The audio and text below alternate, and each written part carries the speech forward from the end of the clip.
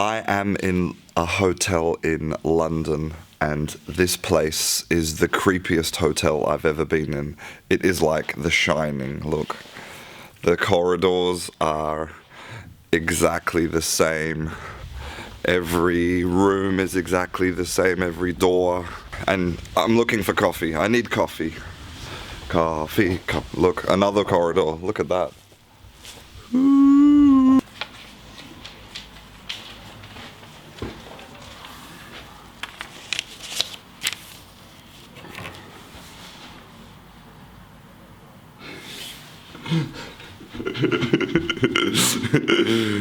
I fixed it.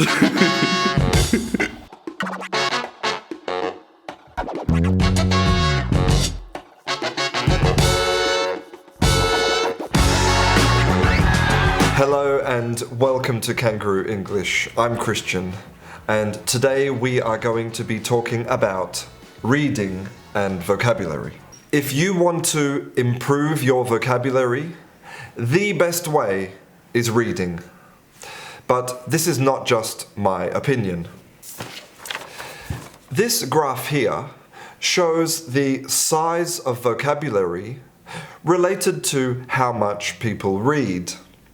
So at the top, we can see that people who read a lot have a vocabulary of more than 30,000 words.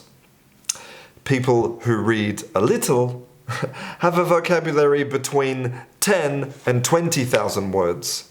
That is a massive difference. And at the top, the best of the best, are people who read a lot of fiction. Fiction are the best types of book to read because they contain a very wide range of vocabulary. So you need to read fiction. But how do you choose a book? How do you know what to read? Because you want a book that is interesting, but also at the right level for you. If the book is too easy, you won't learn. But also, if the book is too difficult, you won't learn either. We need some type of system to choose a book at the right level. Let me introduce you to the Lexile framework. The Lexile framework is really simple. Most books have a Lexile number from 190 to 1385. Books which have a very low number are very simple books for small children. And books which have a high number are more complicated works of literature. And when you know your Lexile number, you can choose books that are the perfect level for you. So, how do you know your Lexile number? Well, down in the description box is this PDF. This PDF contains various paragraphs, and each paragraph is an example of the Lexile level. So basically you read the paragraphs, and if you don't understand it, if it's too complicated, you move down to the next one, and so on, until you find the perfect paragraph, where you understand 95%, but there are some words that you don't know. This is your Lexile level. And now you know your Lexile level, we can go shopping. To find a book, we're going to use Amazon for two reasons. The first reason is that they have books organized by Lexile number. And the second reason is that I can look at a preview of all of the books on their website, so that I can read 2 or 3 pages to see if I'm interested in the story, because it's really important that you like the book, that you want to read the book. So from the Amazon homepage, I can go straight to children's books, okay? And then down on the left, we have the Lexile score. So I click on that, and then it shows me all of the Lexile numbers from 100 and up. And for example, the first book recommended to me is a book called Wonder. So I'm clicking on this. And then again, if I click on the cover, then I can go through and I can read the first few pages to see if I like the story.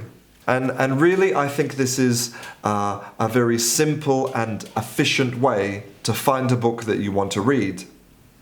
And then you can buy it from Amazon, from the book depository, or even better, you can go to your local bookshop and buy it there. So now you have your new book and you start reading and you find some words that you don't know.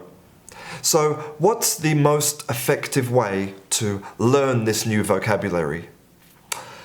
I want this to be your motto. See it, learn it, teach it. Okay? This 3-step process is the key to learning vocabulary. So see the word, then learn it. I have talked before in other classes about various techniques to memorize vocabulary. So, write it down in a sentence, in context, really important. But also, there are lots of other techniques. Like, for example, you could draw the word. There is research that tells us that if we can't draw a word, then we don't really understand it. So, once you have memorized your word, the final thing you can do is to teach it. Research shows that if we explain a word to another person, then we are much more likely to remember that word and use it in the future. This process of teaching, of recoding the word using our own words, activates parts of the brain that helps us with long-term memory. So teaching the word, explaining it to another person is really important. The key to learning vocabulary is variation. So use all of the techniques. Write words down, use them in a conversation, explain them to someone. Students who participate in lots of activities outside of class, like for example, listening to songs, writing, using the language when they're traveling, have a much higher level of vocabulary. So mix it up.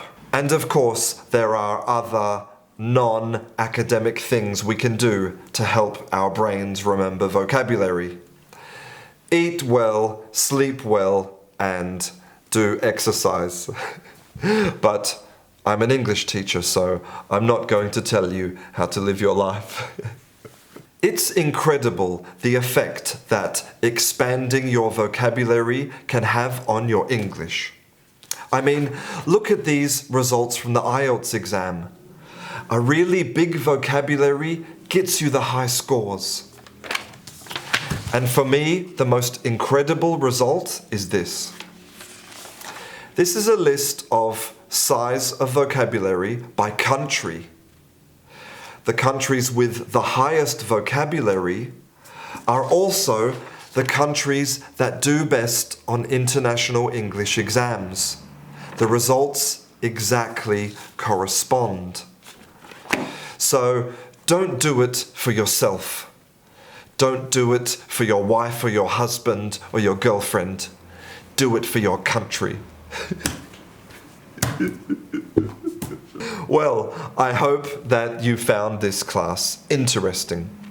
If you would like to see any more videos about the English language, then don't forget to subscribe. I'm Christian, this is Canguro English. I'll see you in class.